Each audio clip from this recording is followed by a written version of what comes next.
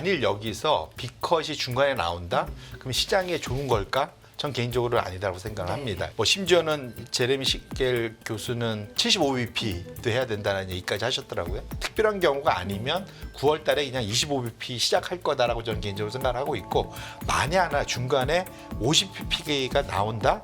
그러려면 그거를 촉발할 만한 뭔 일이 있어야 되고, 그 일은 뭘까? 그러니까 실리콘밸리 은행 파산 같은 그 대형 은행 같은 데가 뭔가 무너져 내리는 그런 빅컷이 있을 수 있다 봐야 될 것 같고요. 만약 그러면 그런 시스템에 위협을 가는 일이 있으면 주식이 좋을까요? 또 한 번 때려 맞고 그다음에 이걸 가겠죠.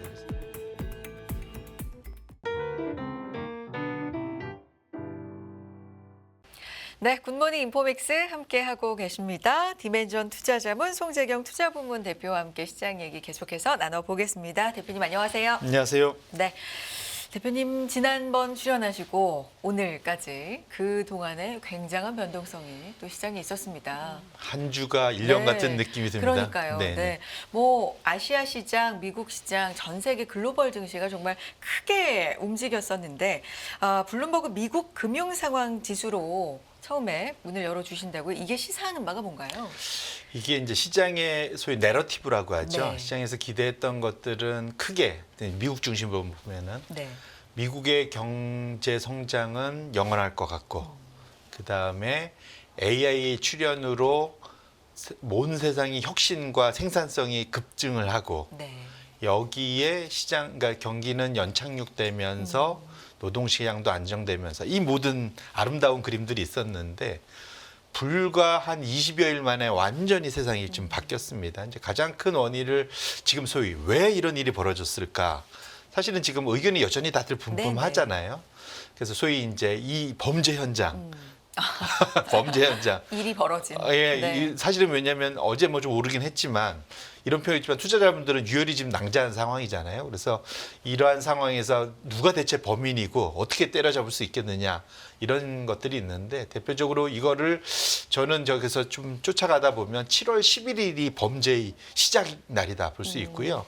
7월 11일 날 무슨 일이 있었냐면 미국의 6월 달 CPI 네. 발표, 시장이 그렇게 네, 네. 고대하던 2개월 연속 아주 안정적인 CPI가 나오면서 미국이 드디어 금리를 인하할 수 있겠구나. 네. 연준이.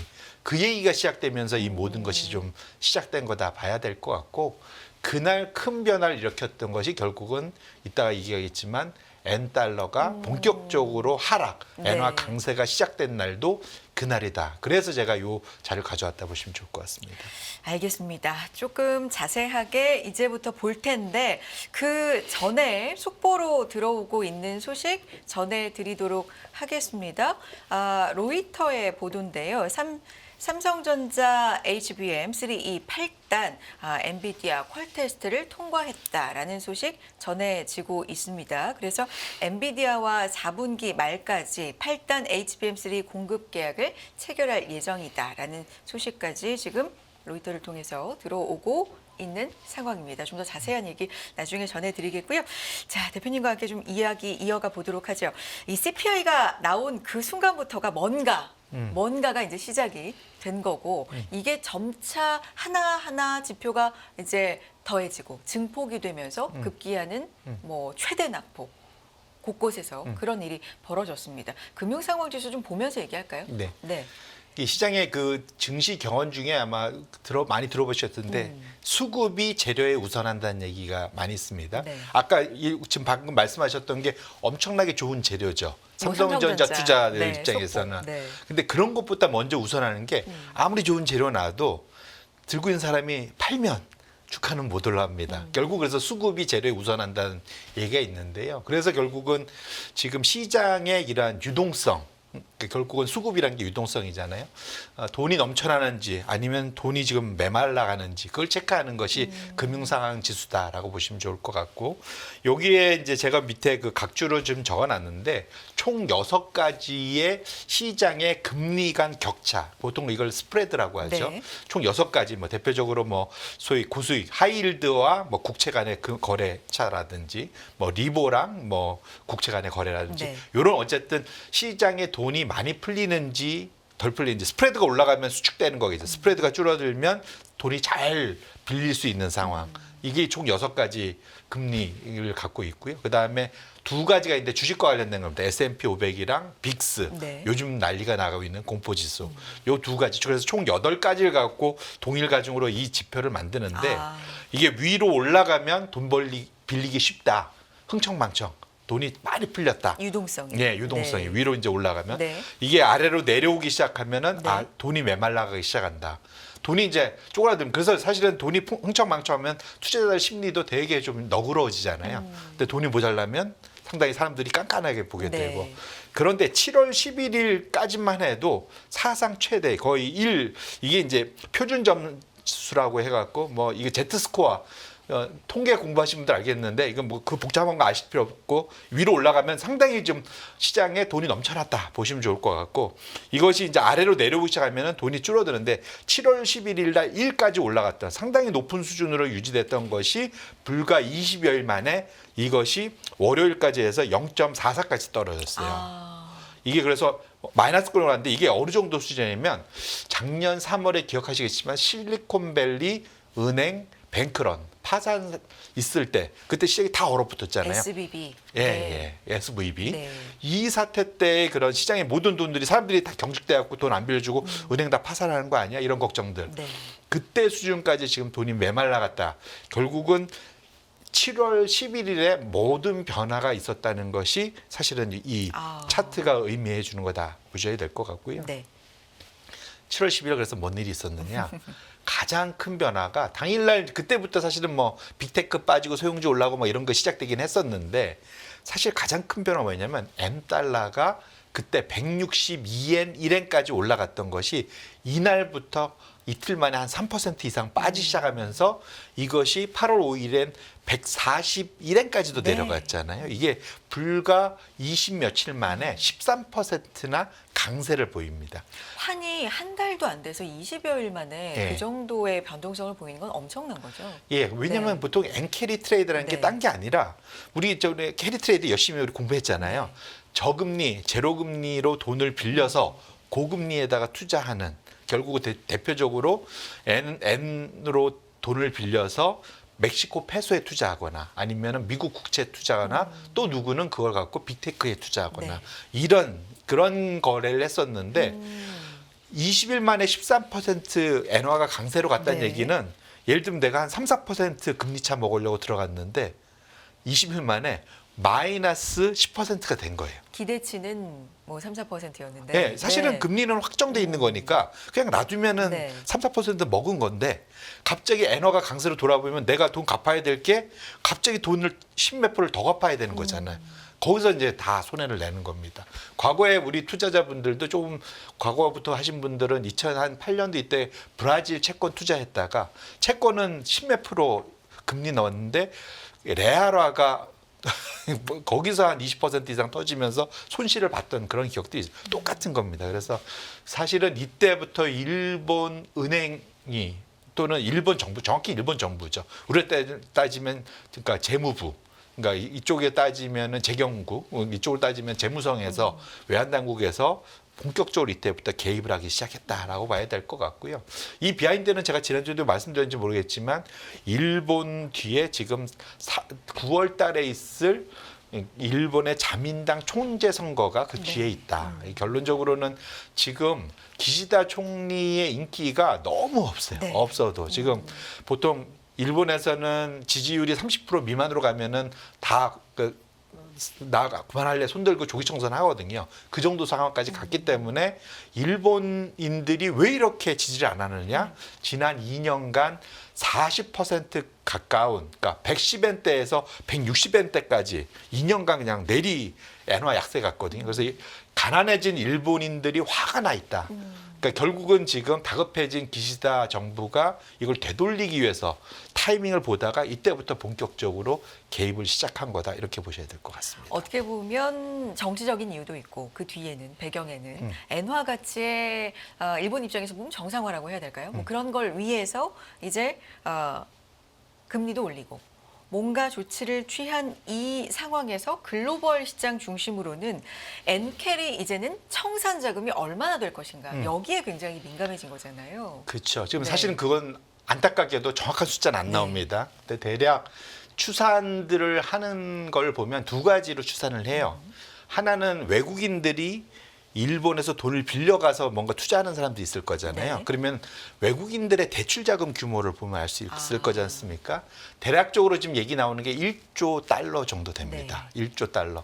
말이 1조 달러지 어마어마하죠. 우리나라 돈으로 따지면 지금 1,300조 원, 1,400조 원 이 정도 되는 거니까 우리나라 뭐 거의 1년 예산의 그 GDP에 우리가 1,800조 원이니까 거의 가까운 이런 거고, 그 다음에 두 번째로는 일본 사람들이 해외에 나가서 투자하는 또 자금이 있을 거잖아요. 그게 대창 추산되는 게 3.4조 달러입니다. 그럼 두 개를 다 합치면 4.4조 달러의 돈이 어찌 보면 이 엔캐리 트레이드의 청산 대상이 될 수 있고요. 다는 아닐 거고, 왜냐하면 일본 중에 해외 투자하는 것 중에 많은 부분은 일본 은행 자체적인 자금도 있을 거기 때문에 그 일정 부분 뺀다 하더라도 적어도 2조 달러 이상 되는 돈이 지금 엔캐리 트레이드 청산의 대상이 될 수 있기 때문에, 이게 불과 20일 만에 다 청산이 됐겠습니까? 그렇진 않기 때문에 지금 어느 정도 다행히 어제 정도로는 지금 140 한 1엔까지 밀렸던 게 140 한 4, 5엔에서 좀 움직이고 있지만 지금 일본의 정치권이 지금 몰린 상황에서 추가적으로 더 강력한 엔화 강세를 원하고 있는 것으로 보여지기 때문에, 그런 측면에서 놓고 본다면 아직 엔캐리 트레이드 청산이 다 완전히 마무리됐다고 마음을 놓기에는 아직은 좀 불안하기 때문에 여전히 경계심을 늦추시면 안 되겠다, 이렇게 말씀드립니다. 최근에 시장의 변동성에는 굉장히 여러 가지 요인이 꼽힙니다. 그중에서는 대표적으로 경기 침체 우려가 있고요. 방금 말씀해 주신 엔화에 대한 변동성도 굉장히 중요하게 꼽히는데, 경기 침체는 지난주에 나온 이 제조업 PMI부터 그래도 좀 크게 시장에서 목소리가 나왔던 것 같고, 결정적으로 실업률이 튀면서 이게 아주 시장에서 좀 깜짝 놀랄 만한 반응을 좀 일으켜냈습니다. 그 이후에 연준이 실수했다. 7월에 금리 내렸어야 되는데 이런 얘기가 굉장히 커졌거든요. 네. 그 뭐 사실은 연준은 이미 2년 전에 한 보여줬습니다. 네. 그때는 물가의 전쟁 시작할 때 금리 왜 빨리 안 올리냐고 시장이 난리를 쳤는데, 사실 그때도 이미 많이 늦었다고, 그 뭐 비하인드 커브 뭐 맨날 이런 얘기하면서 결국은 그 당시에도 늑장 대응에 대한 비판이 컸는데, 맞습니다. 지금 사실 지금 걱정하는 건 그러니까 지금 침체나 실업은 좀 더 봐야 될 것 같아요. 침체 완전히 들어간 건 아니기 네. 때문에 좀 더 봐야 될 것 같은데, 시장이 걱정하는 거는 그때도 물가의 전쟁에서 연준이 늦었는데 이번이라고 다를까라는 걱정. 이번에도 그때 인상도 늦었으면 이번에 인하도 늦은 거 아니야? 라는 거. 우리 그때 이미 한번 봤기 네. 때문에. 그래서 걱정하는 것이 마침 엔캐리 트레이드 이런 거하고 맞물리면서 폭발적으로 네. 반응을 했다 봐야 될 것 같고요. 그래서 실제로 그래서 샴 룰. 네, 네. 샴이 아니고 삼이라고 그랬어요. 자꾸 헷갈리는데 그분이 기분 안 좋아하실 것 같은데, 네. 삼 규칙을 네. 보면 실제로 제로도 한번 소개시켜드렸지만 이게 드디어 발동됐습니다. 그때 제가 발동 가능성이 있다 네, 말씀드렸는데 한 달 만에 발동이 됐어요. 그러다 보니까 시장이 좀 더 격하게 반응을 한 거죠. 근데 재밌는 거는 저도 주말 동안 그때 블룸버그하고 이 클라우디아 삼 인터뷰하는 거 네. 봤었는데, 사실은 본인도 이거는 이번엔 틀렸을 거다. 자기가 개발한 이 툴이 뭐 이런 얘기를 하는 걸 봐서는 적어도 한 8, 9월 달 좀 지나가는 걸 보면서 볼 필요가 있을 것 같고요. 실제로. 수치상 발동된 건 맞는데 과거와는 좀 달라진 점이 있는 것 맞습니다. 같다라는 거잖아요. 왜냐하면 네. 코로나 이후에 많은 장기간 맞아 떨어지던 상관관계가 다 깨졌거든요. 이해도 깨졌을 거다라는 이제 이런 표현이지만 희망 섞인 기대가 있는 거죠. 그래서 이거는 지금 당장 예단안에 이르고 좀 더 지켜볼 필요는 네. 있겠다. 그래서 제가 주범으로 보는 거는 네. 이런 삶 규칙 이런 게 아니라 엔캐리 트레이드에 좀 더 이게 이번에 주범은 엔캐리 트레이드고 공범이 이 3규칙 정도 되지 않을까 이렇게 말씀을 드립니다. 그럼 지금으로서는 연준이 9월에 이제 인하를 한다는 걸로 시장은 보고 있었지만 이번에 변동성 이후에 뭐 긴급 회의라도 열어야 된다, 아니면 B컷을 해야 된다, 뭐 이런 여러 가지 인하에 대한 얘기가 또 나오고 있어서 여기에 대해서 어떻게 봐야 되는지도 궁금한데요. 뭐 결론부터 네. 말씀드리면 만일 여기서 B컷이 중간에 나온다, 그럼 시장에 좋은 걸까? 전 개인적으로 아니다라고 생각을 네. 합니다. 이유 뭐 심지어는 제레미 시겔 교수는 그 뭐 75bp도 해야 된다는 얘기까지 하셨더라고요. 결론적으로는 만약 여기서 B컷이 그것도 8월 달에 잭슨 홀 미팅 전후에서 많이 나온다. 그럼 미국에 뭔가 큰일이 벌어진 거죠. 사실은. 시장이 인식하기로도. 예, 예. 그래서 7월에도 그때도 비슷하게 얘기했는데 7월에 만약에 인하를 한다면 시장이 오히려 싫어할 거다. 걱정이 될 거다. 라고 말씀을 드렸고, 결론적으로는 지금 상황에서 연준은 아마 쉽게 그렇게 판단하지 않을 것 같고요. 특별한 경우가 아니면 9월 달에 그냥 25bp 시작할 거다라고 저는 개인적으로 생각을 하고 있고, 만약 하나 중간에 50bp가 나온다? 그러려면 그거를 촉발할 만한 뭔 일이 있어야 되고, 그 일은 뭘까?